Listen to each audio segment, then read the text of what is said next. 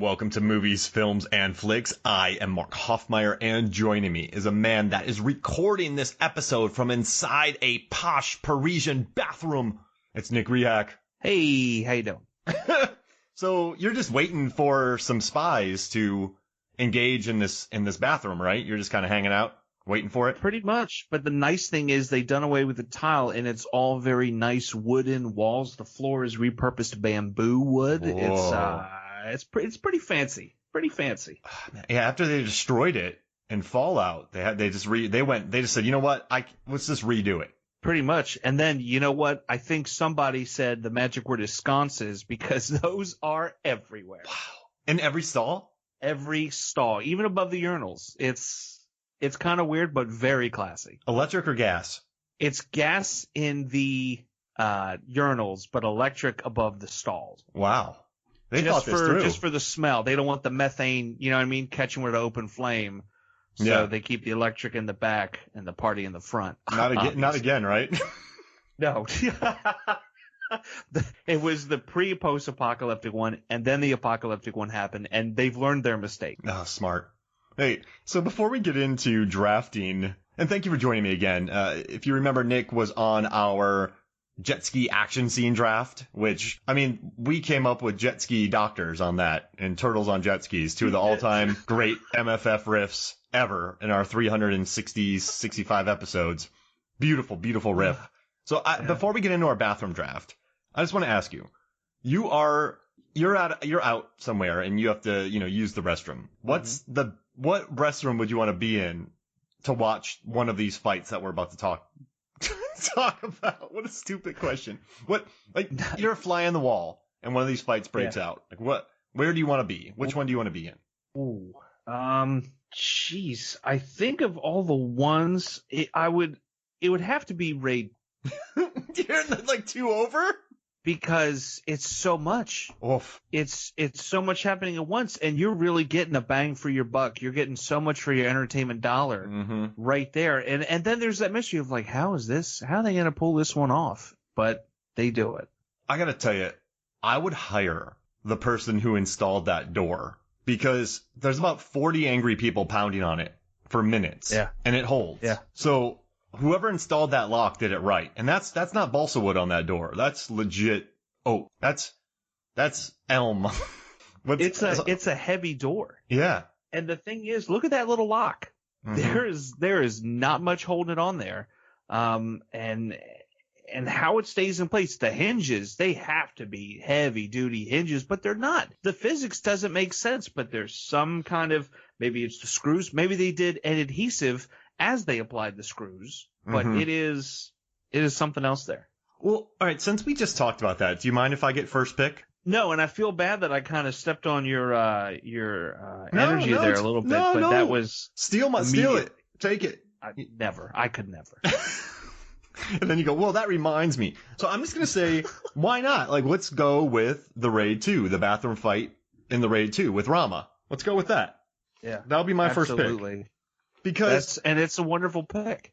Now, I was thinking, should I do Blood and Bone or should I do the Raid? And I just kind of thought about it and I just said, I'm going to stick with the Raid because I wanted to have a prison bathroom fight.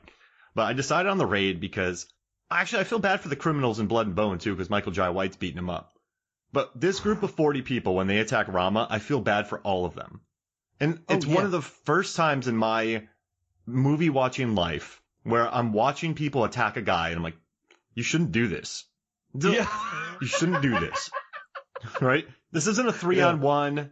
This isn't sometimes when it's a 3-on-1 or mismatch, you're like, whatever. It's a fight. But guys, don't do it. And people are getting their skull cracked on toilets. That wall, I mean, there's blood stains with hair in it in about 40 spots of that bathroom stall. He's flipping people. Yeah. I was like, guys, listen, I know you want to beat up Rama. I get it. I don't know why, but just don't, just let him be. Let him go to the bathroom. Absolutely.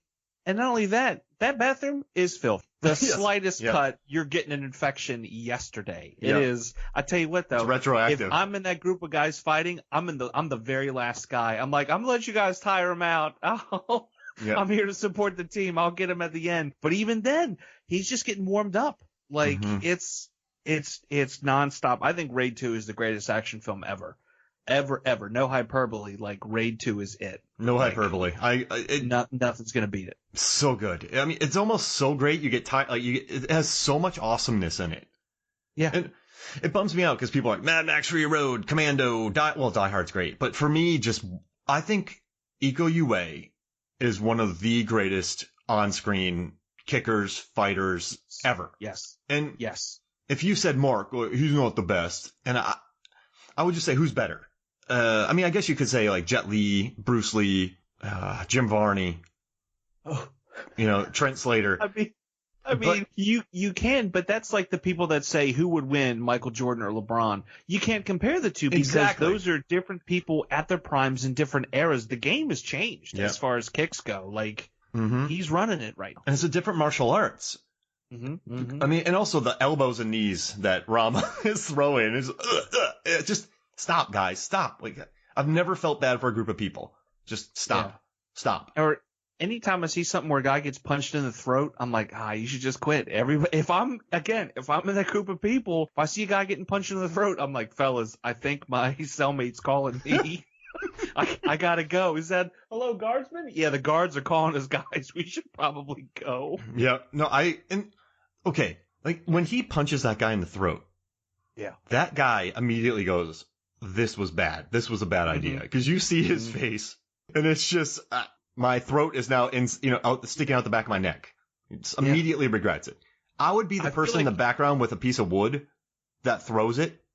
And then I would stand really close behind somebody, and so when their head flies back, it hits me, and I fall unconscious. And even if you don't go unconscious, you pretend you're unconscious. Be like, I'm down. I'm down here. When they show videos of this fight later, they're going to see me punching myself in my nose to make it look bloody. Like we saw you punch yourself in the face. No, somebody's fist. It totally hit me. No, I'm pretty sure. It was Rama. It could be you were in the mirrors. He was in the stall. Now that guy's got a punch like you wouldn't believe. Man, he hit inmate number 6, and I felt it. Yeah, I had to take one for the team. We're all a team. One man goes, we all go. Yeah, so there's a video of you socking yourself in the nose. But this is the reason I picked it. It's brutal. It utilizes toilets well, and it's dirty. And we'll talk about why we didn't pick some of the movies at the end, but I had to pick. We had to start off with Raid 2. So who are you picking first? Absolutely. Me, I'm going to go in a very different direction. It's actually the first ever bathroom fight scene I saw, and that is Kramer versus Harry Kramer? Potter. That Streep Hoffman brawl? Yeah. Where Dustin Hoffman is just relentless with those lefts, and then the right hook comes. Those body shots. Meryl takes it though. She takes it like a champ. Yeah, when she knocks him out with the toothbrush holder, the ceramic one. Oh, beautiful. Yeah, it's insanity. You wouldn't think, but she's right there with it. And then that score from Mike Shinoda just pulsing the whole time. Like the one thing I have a question about Kramer versus Kramer. Why are their toothbrushes sharpened? The bottoms. I think because it's one of those. So before, and I'm just going to assume because I'm relatively young, but I'm going to assume for a while everybody was like, we need something all in one, right? It has to be all in one. Let's not keep anything separated. And it was a new trend, and someone's like, you know what? I'm just going to sharpen the end of this toothbrush. So as I'm brushing, like, oh no, I see a little something, right? A little piece of chicken skin from last night. Just get it out with a little pick. You turn the toothbrush around, pick it out, ready to go. Yeah. Ready to go. Dentist recommended because now you can scrape away a little bit of plaque before they get in there with all the metal stuff. When she stabs Hoffman with it 73 times, I was still amazed he was able to make that court date the next day. I mean, and you get to about 40 and you're like, there's no way. And they just keep going. It's relentless. I was over it by 50, but then by 60 to 70, I was loving it because they went It wins you back. Yeah. Right? Mm-hmm. It absolutely wins you back. We play a game at work called How Many Blanks is Too Many Blanks, and we pick a song and we put it in there, right? A month ago, we did How Many Kokomos is Too Many Kokomos, and we played the Beach Boys Kokomo on a loop. When we got to 12, we didn't like it anymore. When we got to 16, we were a fan. And then when we got to 18, we all collectively said 18 Kokomos is too many Kokomos. Wow. That's beautiful. For you, 73 toothbrush stabbings is just the right amount. 74 it'd be too many. Too many. But 73 primo. And I think the director knew that, and that's why it got the Oscar that year. No, he had won so many. Yeah, I mean, the stunt coordinating on it. Alone. That guy went on to do all of Carpenter's films. Then he did all of Stallone's films in the 80s. He only did one Chuck Norris film, Cobra, but after that, yeah. Well, Chuck Norris didn't want him to show him up. He didn't. Yeah. All right. So you're taking Harry Potter, right? Is this your Harry Potter and the Sorcerer's Stone? Yes. One of the first times I ever really saw a bathroom fight in a film, and it's relatively simple compared to today's standards. Yeah, there's a little bit of danger, and we do get a sink breaking, which is great. Plumbing and the water's everywhere. You have to. Bathroom stalls are destroyed. But it's just a little fantastical because it's got a troll, and he's got a big club. He's trying to take everybody out. We see the characters gaining a little bit of confidence, right? We can see kind of Hermione's running the group. We can see Harry, obviously the adventurous one. Ron's kind of off to the side trying to get the magic to work. Sometimes he gets it, sometimes he doesn't.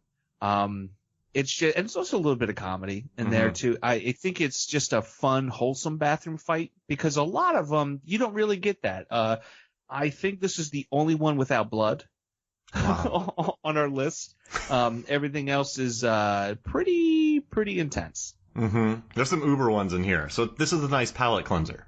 It is. We could start out light and then get first we went hard, right, with Raid 2, then we take it down a little bit, and it's an album, right? The first track you're in it. Second track, all right, a little bit of a ballad, but then the rest of the album we're flying high. Metallica's Saint Anger. Exactly. Well, to a point. I love that documentary.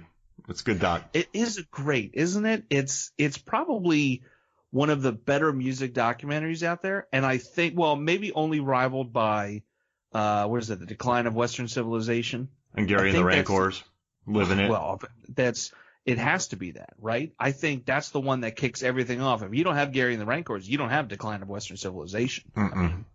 No. So yeah, you got to give respect where it's due. Absolutely, day in and day out. And the problem is a lot of people don't. You see these rock concert docs and everything, and nobody takes a second to go, hey, Gary, I want to thank you and the Rancors. That didn't happen. That didn't happen in Purple Rain. You know what I mean? It didn't happen in The Last Waltz. It didn't happen in one of the 20 Martin Scorsese-directed Rolling Stone documentaries, which, by the way, I feel like maybe after two of them, we're I think we're good. We don't need Give Me Shelter and Shine a Light. Oh, we're fine. Yeah. I don't need something about Foghat's 1979 concert in Tucson. But can I tell you something about me, Nick? So I love it when things drop on people's heads. So in a lot of these fights that we're talking about, there's just a lot of people getting socked in the nose and the chin. You're punching yourself in your face in the Raid 2. I like when things from above bonk somebody. So in Princess Bride, when Andre the Giant bonks a guy on top of the head. Love it. Classic. In this film, when Ron does the spell and then drops the club on the troll's head and then troll fall. I love a good bonk. Is what I'm saying. And I gotta tell you, there's some danger in this. He destroys the bathroom stalls.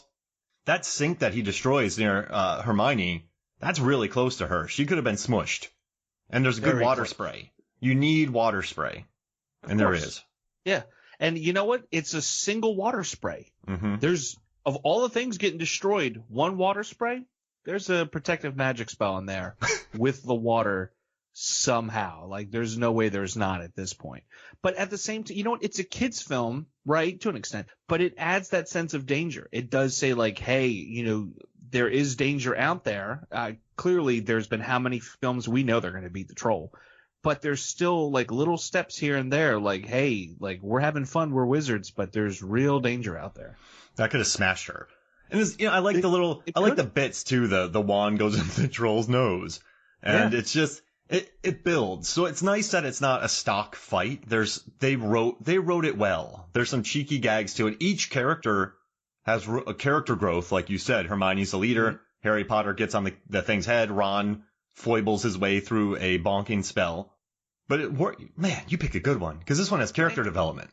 Yeah, and you don't really see that a whole lot. I mean, you do see development in other characters in that they develop calluses on their hands from beating holes into other people's faces, and which they develop, trauma hemorrhages, broken bones, but not necessarily emotional, right? And personal, like, development in that way. A lot of times people stop developing because they get killed.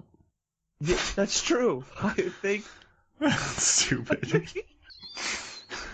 There's not much character development in that scene. Well, yeah, because all of them died. No. Yeah. You don't see a lot of development in, Dawn of the Dead, Night of the Living Dead, because they're dead. It's just they're locked into one thing and that's it. There's no change of heart, right? There's no thing where somebody stops and they plead with everybody else. You're just like, I guess I'm one of the herd, and you just keep on going. Wow. What a great pick. We had a hardcore fight and a cheeky fight, and I adore it. Yeah. What a fun one. What a great fight. All right, I'm going to go ahead and I'm going to take Jack Reacher for my second pick. Okay. Now, I'm taking Jack Reacher for my second pick because it feels like a Three Stooges sketch. It does. Yeah, it leans into farce. And I remember watching that film and I enjoyed it, right? Anything with Werner Herzog, I'm going to enjoy. Rosamund Pike. I mean, a great cast, but it's very dour. It's just very, nothing in that film really relaxes. It's very heightened. So just to watch this Keystone Cops routine between these two guys with a crowbar. So what happens is Tom Cruise is walking around. He gets hit in the back of the head with a baseball bat, falls in a tub. He's there for the taking. These two idiots get stuck in a door. They're swinging crowbars, bats. They miss with every shot. They're breaking windows. They're knocking into each other. And Jack Reacher's just in the bathtub looking at him. Just like, what's happening? Why are you doing what's going on? And it's just a beautiful, fun, cheeky moment. But this is what I love. It showcases the perils of close combat fighting. And it plays believably. If you and I ran in a bathroom trying to fight Jack Reacher, Nick, you and I would be like those guys. Absolutely. But I think rather than accidentally hitting each other, we would purposely be hitting ourselves. It would be very much a Rama moment where it's like, oh, no, and I'm going to hit myself in the face with the bat. Mm-hmm. And then you're just going to do your best to your face with that crowbar.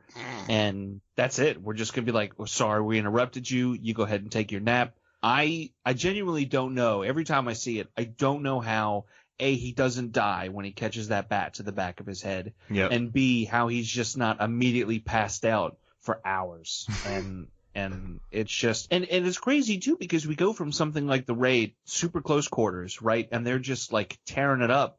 And these guys, there's some space in there. It's not a lot, but there's definitely some space to maneuver, and they're just like bumbling around. They're just both excited though. It's two guys. They're ready to, you know what I mean?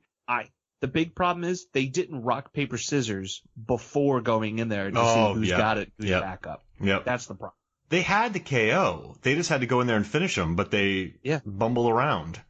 It's too much bumbling. I just like that moment because there's some levity there. And even though Jack Reacher should have been in La La Land, Jack Reacher, I like to look at him when he's in the bathtub. Just, are you done yet? Is this happening? Like, what's going on?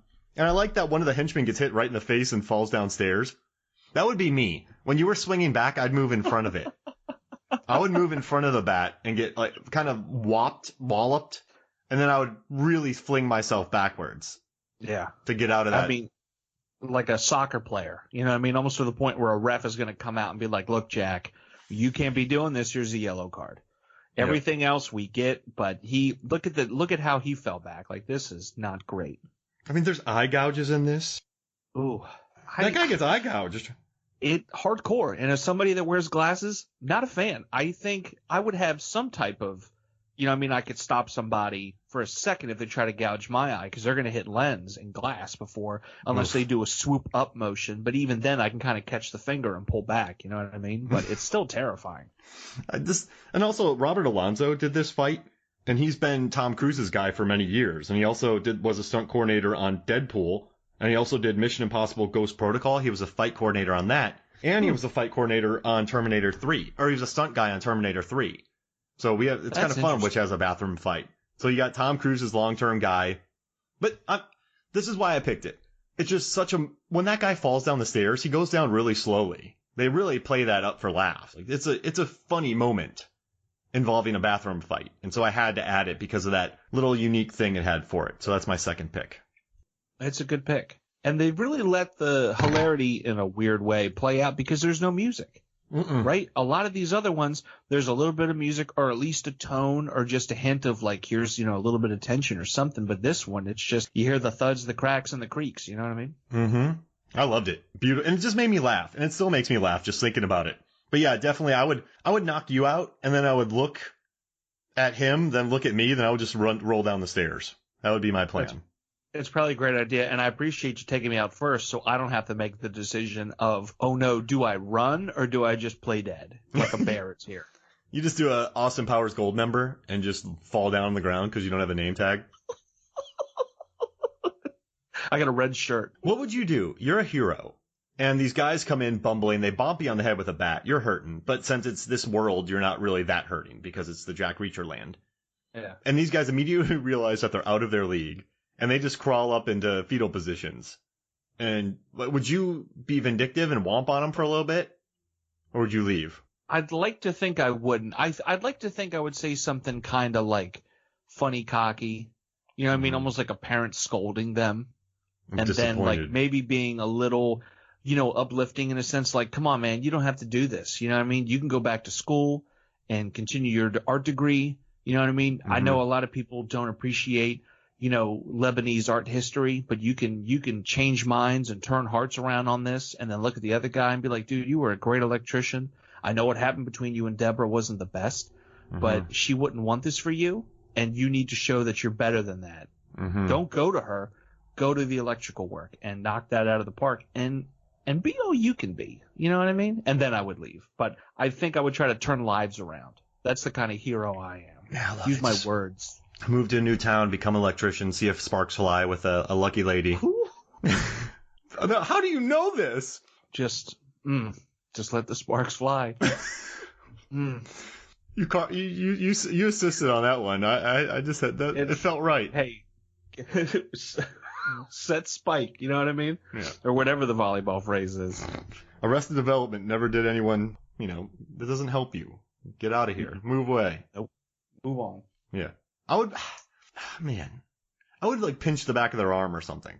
Just to let them know I was there.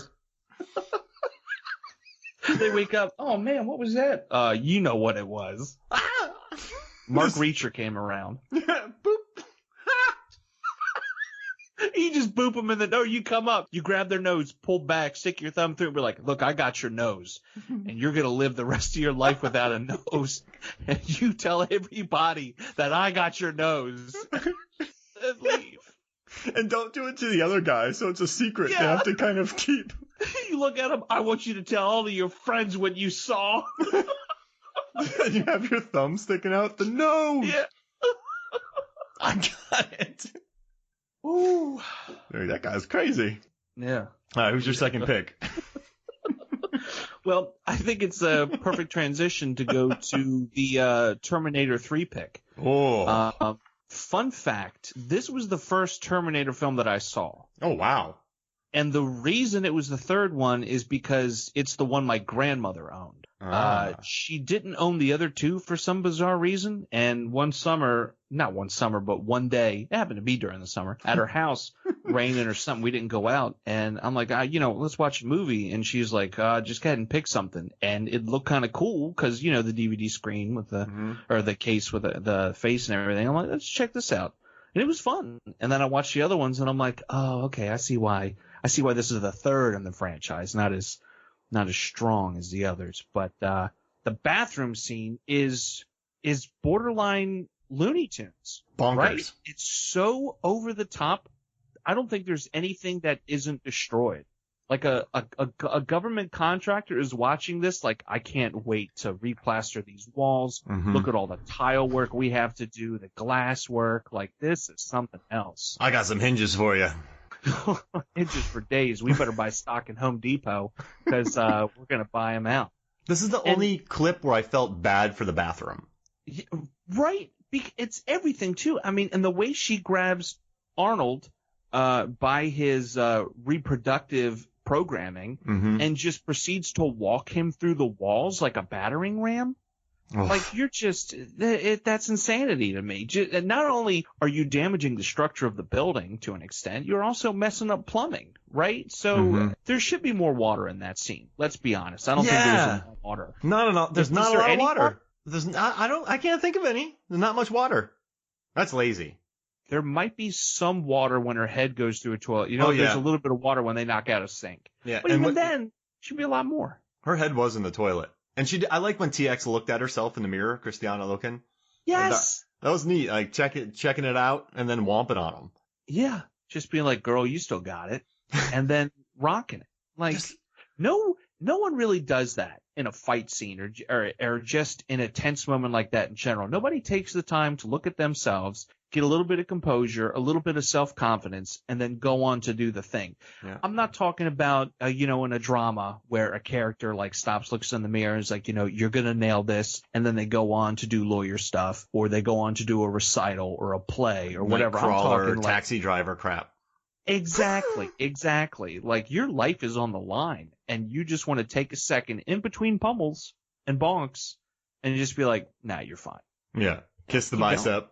Exactly. Just a little peck, though. Nothing crazy. We're PG here. But, man, I have a question. Answer. These robots these androids, these Terminators, they have metal hands, right? Yes. So why would you take something metal out and hit them with it? Well, maybe they don't realize. It's been a little bit. I recently went through and watched the entire Terminator franchise. I had fun. There's some ups and downs, sure, but I never got an idea outside of Arnold's character that there was a self-awareness. You know what I mean? Yeah. I think there's just this general programming of like, I'm here to kill and destroy, and it knows its abilities, right? Especially when it gets later into the series where they can kind of regrow parts, or there's like a liquid metal that can kind of create these different shapes and everything, right? Like old knife hands running around and everything. Mm-hmm. But I think Primitive, if you will, in 2 and 3, there's just here's my directive. I don't care about anything else. Because there's no emotion, whereas Arnold, kind of becomes, spoilers, a little self-aware, much like Skynet, a little self-aware and figures that out. So I think that's why they kind of just stick to, hey, we're fighting with what we got, as if we were people, rather than if we were, machine. If I was a Terminator, I would kill people with, fun noodles that you swim in pools with. Because you're not going to get killed. So why, have some fun. Yeah. Right? Just learn something really, yo-yos. Oh, look out for the Duncan Dominator. He's coming for us. Yeah, just something that you wouldn't expect with oh man, Terminator with his knife hands is going to get me. And then he pulls out a spatula or a plastic spoon. Well, that's cruel. Something fun for the victim. You know what I mean? Noodle, you feel like you got a chance. But heaven forbid it's a bathroom fight, though, because if you get those pool noodles with a little bit of water and you catch one in the face, fun time is over. That thing's and flying you're in off. timeout real quick. Oh, that eye is gone. It makes it fun for the for the abuser. But I gotta tell you, Jeff Mann, despite the water, I like the bathroom that he set up to destroy. That was a good production. The production designer, Jeff Mann, he did a good job. I think on that. It's real classy. I like the glass touches to it. The company I work for this past June, we moved into a new building, and before it was just your generic bathroom. But now, we've got nice tile, the stall doors are wood, it's where we classed it up a little bit, and I'm like, this is how it should be. But then you see something very sleek and modern with all this glass. I'm like, yeah, this is where it's at. I don't know how I feel about the frosted glass, but the glass between the urinals is pretty neat. Nice. I'm not you a frosted glass guy? If in an actual glass that I'm drinking that is frosted, so my beverage is cold, yes. But in any other circumstance, no, thank you. Oh, I love it. And I gotta tell you, this stunt coordinator, Simon Crane, he was the aerial stunt coordinator on Cliffhanger. He worked on Alien 3 doing stunts. He did stunts on Total Recall, Batman. He did stunts on The Last Crusade, Willow. And then he moved up in the world. He did the stunts for The Mummy 1999. He was a stunt coordinator for Saving Private Ryan and Titanic. What? And GoldenEye. And Braveheart. He gets around. Yeah. You know what, though? That's a lot of different types of stunts. And that's that's important because I feel like you can kind of carry that over to different films, and that's what makes them stand out and unique, right? Every one that we've covered so far is relatively unique. Sure, they might feel similar to others, but there's still moments and times where it's like, oh, okay, like this is different. Like when she looks in the mirror and everything, or just these little extra pieces that kind of make it stand out. I mean, and obviously it stands out enough for us to pick it and talk about it. I love it. And he's a good stunt coordinator when he was chosen to be the stunt coordinator on Fast and Furious Presents Hobbs and Shaw, because David Leitch directed that, and he's a former stuntman. Interesting. I didn't know that. So if a stuntman director hires you to be a stunt coordinator, your money. Pretty much. It's almost like passing on the baton and being like, look, I'm out of this world now. Someone's got to rule it. Maybe it's you. And that's the test, and he passed. You know what I mean? All right. So I'm going to pick my third one, and then we'll then you'll do your third one, then we'll head on break, then we'll finish it up. But my third one is, I'm going to say it. I'm going to say Nonstop. The bathroom fight in there. I think I'm going to choose Nonstop between Anson Mount's Jack and Liam Neeson's Bill Mars, where they fight in a airplane bathroom. Yeah. I mean, listen, so I've gone from prison bathroom, and then I went to, then I went to house bathroom, airplane bathroom. What I like, too, is the stunt guy on this was Raphael Kayanen, and he did the knife fights in The Hunted, directed by Friedkin, which is close quarter stuff. Okay. Which makes sense. Those are good. And this is a good fight. It's a good close quarter fight. The one thing, they even answered a question. And a fight scene's good when I just thought to myself, while they're fighting in this bathroom, I'm like, everybody on the plane is going to hear this. Everyone knows what's going on. But then they cut to the plane and it's all bumpy and choppy and no one notices. In movie logic, it answered my question as I was asking it. And that's pretty good filmmaking right there. And it proves that just Liam Neeson can snap people's necks like butter. Yeah. Oh, God, yeah, it does. But I have to agree with you, though. It's the pacing thing, too. Because when it starts and it's the close quarters and it's the heavy hitting, which is impressive. Like, regardless of how you feel about the rest of the film, or, you're tired of, like, seeing, the old actor being the badass kind of thing. Like, the choreography in this is impressive to be able to keep it confined to such a space and convey such an intensity. But you're right. There is the pacing thing of like, these guys are getting hot and heavy real quick. And all of a sudden it cuts to and you're like, oh, that's why. Oh, okay. Corey Stoll's in this movie. That's right. Scoot McNairy. Okay. I love Scoot McNairy, dude. Based on the name alone. And then his acting ability second. Killing Them Softly, him and Ben Mendelsohn. They're so good. Killing Them Softly is so underrated. That is underrated. Such an incredible film. Yeah. I think people just didn't know what to expect because it got an F cinema score. And there's a lot of heavy breathing in it. I think that could throw people off. A lot of heavy. And you know what? We see a Gandolfini that we normally don't see. Yeah, I love that. It was so good. Oh, it's a grand Gandolfini in that one.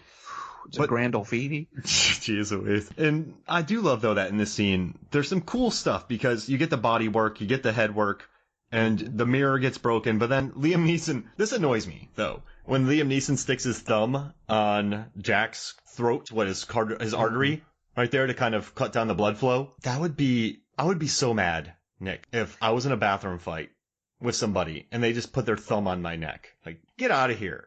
Yeah. They might as well grab your forearm and start rubbing back and forth to give you like a little burn kind of thing. Yeah. It's the same type of annoyance. It's like, stop it.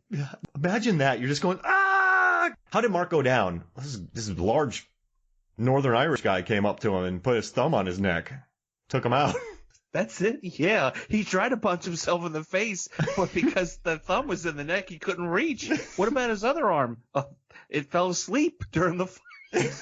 During the fight, it was the weirdest thing. And then he grabs his wrist and does that work on it, and then the guy goes for the gun, and then there's a headlock, and then there's an inverted headlock followed by a neck snap because the guy just won't put that gun down. No, he won't. And then we see something that I think we rarely see in a fight scene, particularly a bathroom fight scene, remorse, right? He doesn't want to do this. He's just trying to stop and make it work out. He doesn't want to, but he kind of has to. His life is on the line, and if he goes, then he can't complete his mission. He can't stop and be the hero of the day and save and blah, blah, blah.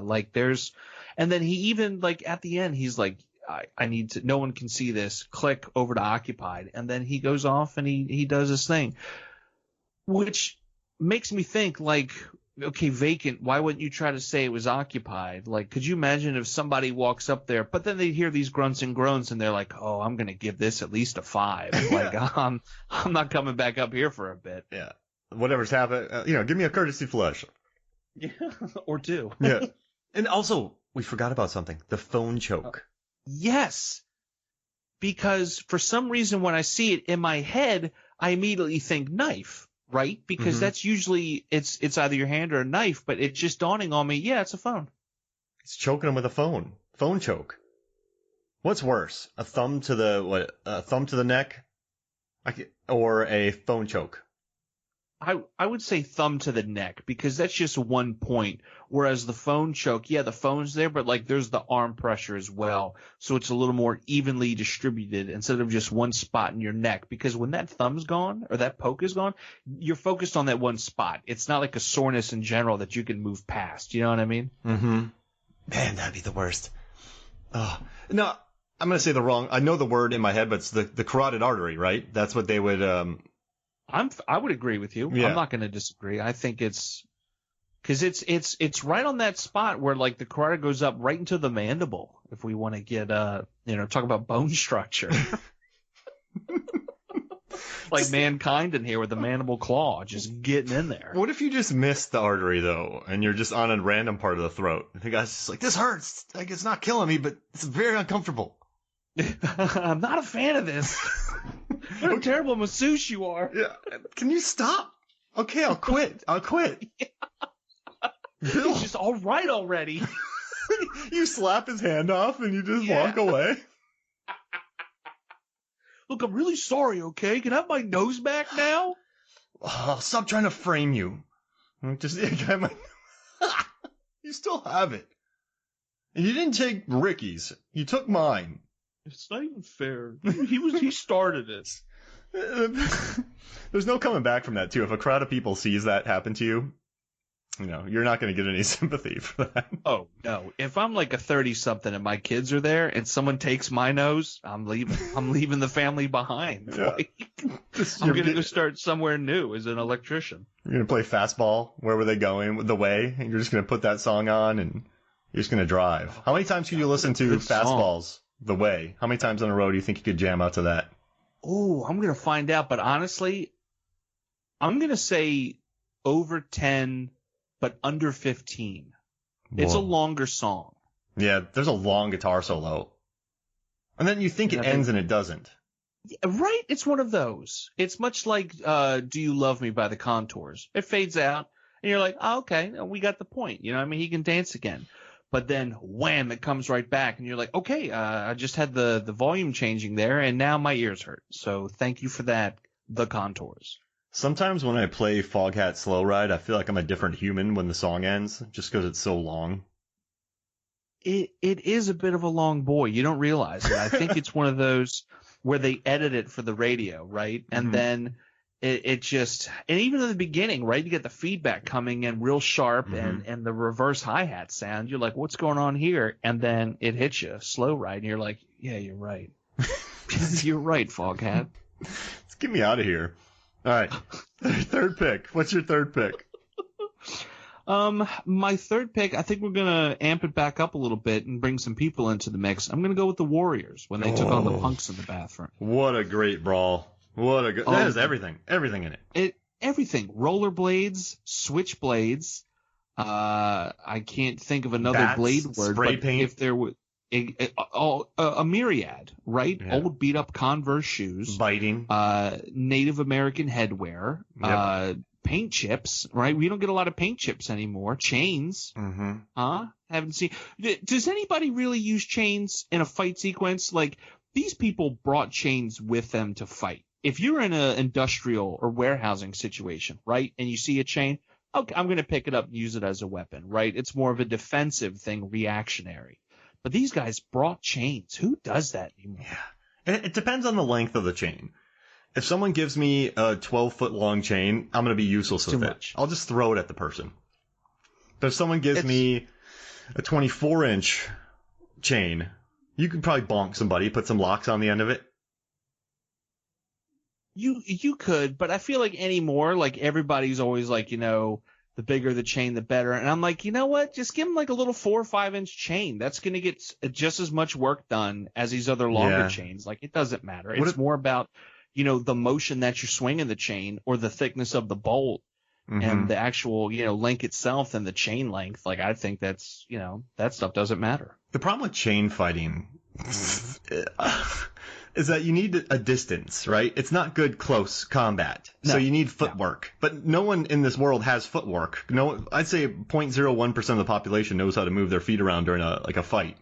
So you're swinging a chain. Rollerblade guy. Oh, yeah, exactly. You're swinging a chain and someone just closes the distance, it's all over for you.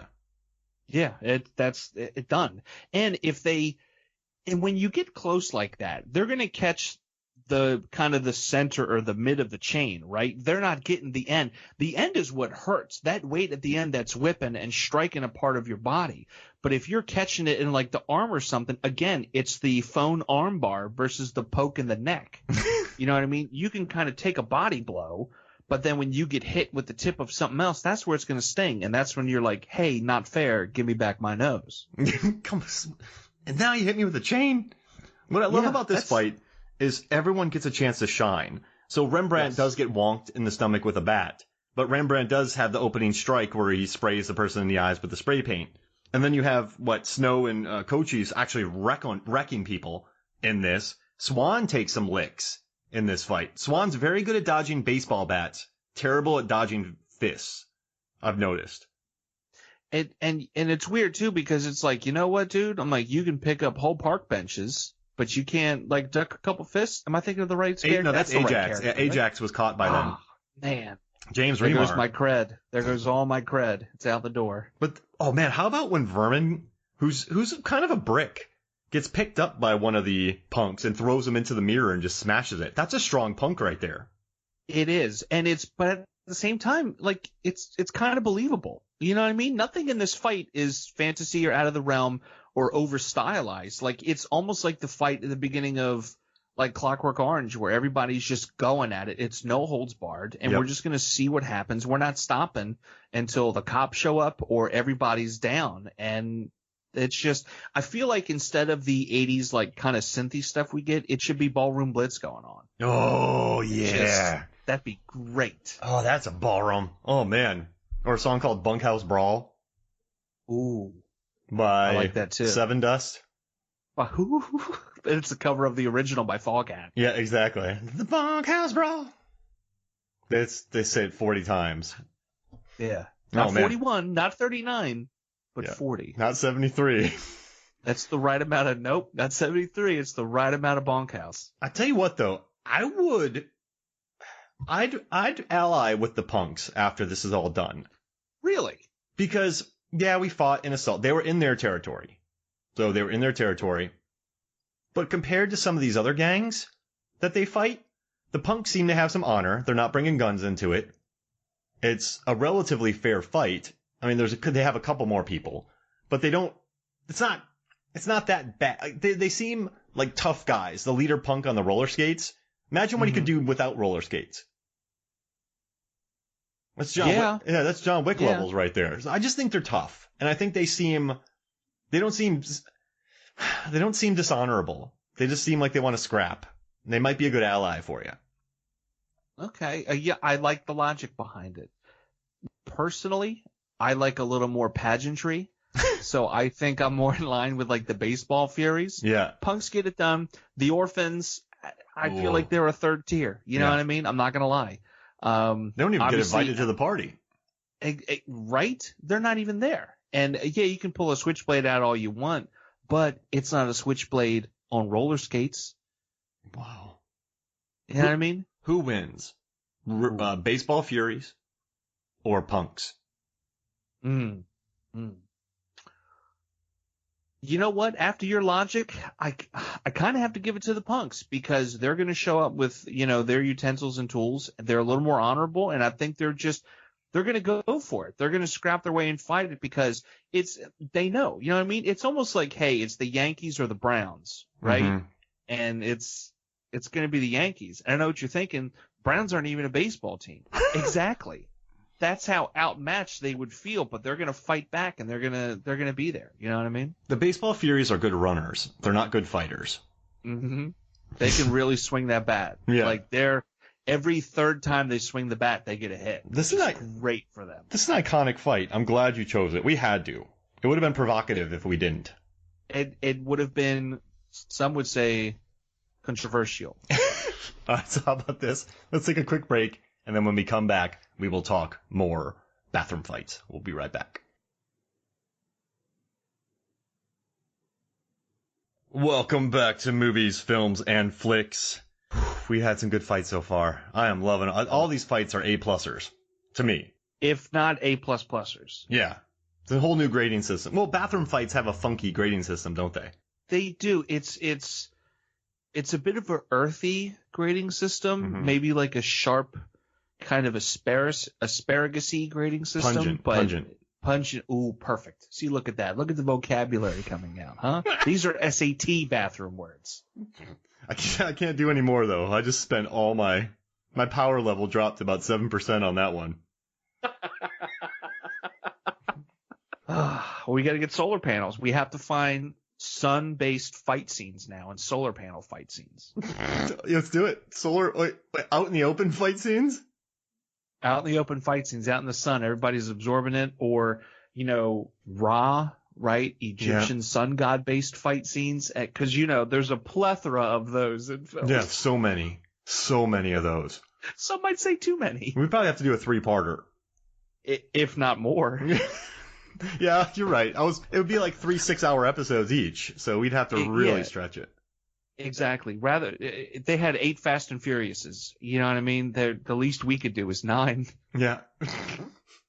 We have to pick movies that there's no roofing over their head at all. Like a tree can't be over their head. They can't fight in a forest. Ooh. Or under a pavilion that's open to the elements. You don't see a lot of pavilion fights, do you? The world needs more pavilion fights, I think. Right? I think the world just needs more pavilions in general. It's not pagodas. Pagodas can go kick rocks. Yeah. I mean, we're talking a A-class pavilion. I'm a big pavilion guy.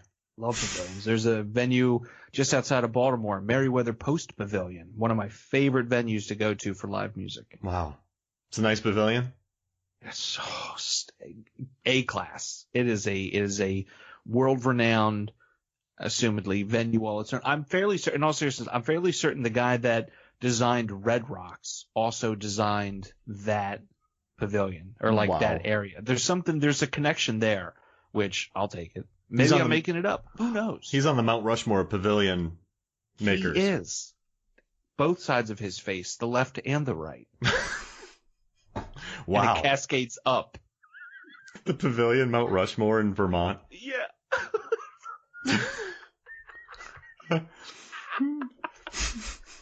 And every year there's just bands that come and play, and there's a light show on the faces. Primarily it's Fish, but every so often somebody else comes along. Yeah, it's only Fish in 7-hour concerts.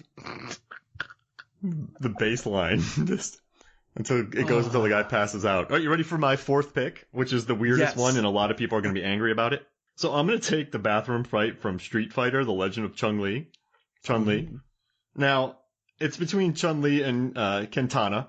And I was thinking, I need a nightclub fight. But I don't want to pick Fallout, Mission Impossible Fallout, which everyone loves. But I just have an issue with that movie because the bathroom is so clean. This is a Parisian nightclub loaded with thousands of people. And you go into that bathroom and it's spotless. And there's not somebody cleaning it up with a mop bucket. There's no one in there. That would be a full-time job for someone to keep that bathroom that clean. It would be more than one person. 2 people, yeah, to keep it that clean. So whenever I watch it, I just can't do it. Like, you got a bunch of drunk partiers on who knows what. Even if it's a high-scale joint. I worked at a bar. The bathroom in that place was horrendous. Man. I've drank at a bar. I've never seen a good bathroom at a bar. Ever. Never. Like, ghoulies are coming out of them. So it's like, that's why I chose this one, because it's not good, right? The stunt choreographer, I remember when they made Street Fighter: The Legend of Chun-Li. It's a very bad film. But Chris Klein playing Nash is one of my all-time favorite performances of screen. I love his performance. But the stunt choreographer, the stunt coordinator, the fight coordinator, his name's Dion Lam, and he did Spider-Man 2, Red Cliff, The guy worked on all the Matrix movies, Black Mask, one of the greatest fight choreographers, stunt people around the world. And he did this fight. Now, What? yes. And listen, is this a good fight? No. Is this okay, objectively and subjectively bad fight? Yes. But it has it's so odd. And it just, okay, the fight in Fallout's great. And you're like, oh, yeah, it's so good. But I never once went, really? I never thought to ask myself, is this scene?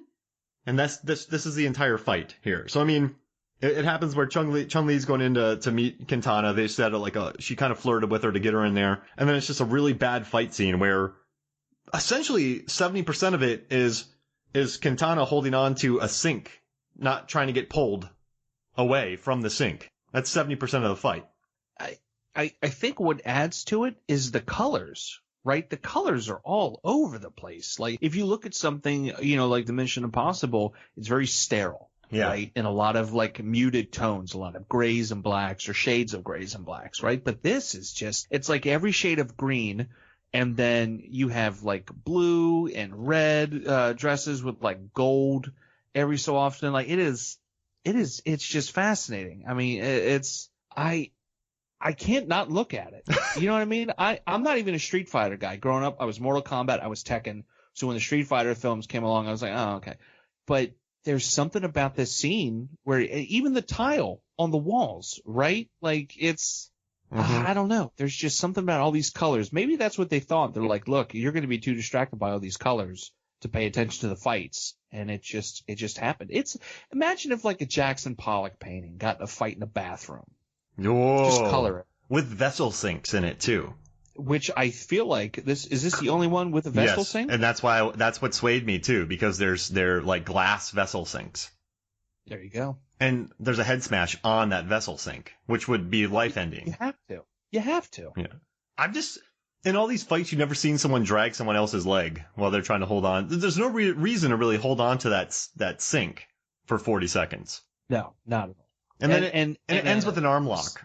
It kind of like a not fun. Like, if you watch, like, I used to watch wrestling as a child, right? Like WWE, stuff like that. And when a match ended in a submission or a tap out, I'm like, come on. You want to see the pin.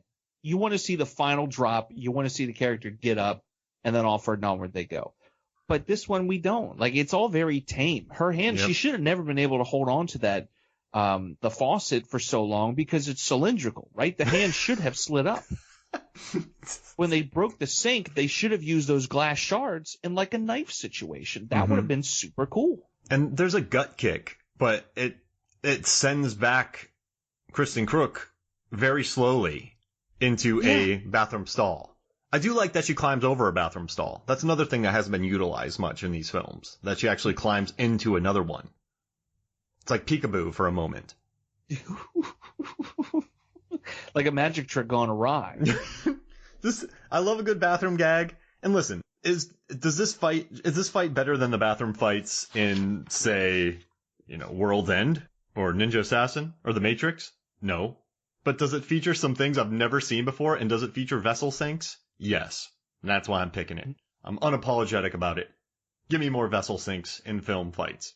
I'm with you. I like the pick. It's not traditional, but you're bringing a lot of good logic to this. You had great logic with this. You had great logic with the Warriors pick, even though that was mine, but you provided great logic to it. Like, it's... I just been talking over all your picks. It just works. But it works. Like, it all makes sense. I'm for it. Oh, so that's mine. What's your fourth pick? My fourth pick, I want to mix it up. I want to do something a little bit goofy, and